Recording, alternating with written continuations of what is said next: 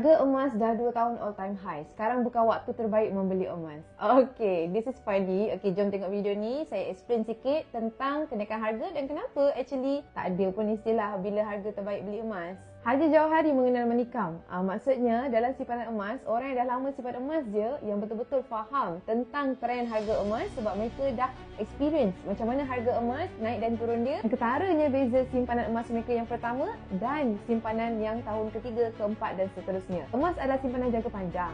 So kalau kita tengok untuk jangka pendek, harga emas memang pernah jatuh tergolek, pernah statik untuk beberapa tahun. Tapi untuk jangka panjang tuan-puan, boleh tengok trend dia, harga emas sentiasa meningkat secara purata 10% setiap tahun. Saya kenal emas ni tahun 2016 tau. So 2016, RM180. Tahun 2022, harga dah melonjak RM280.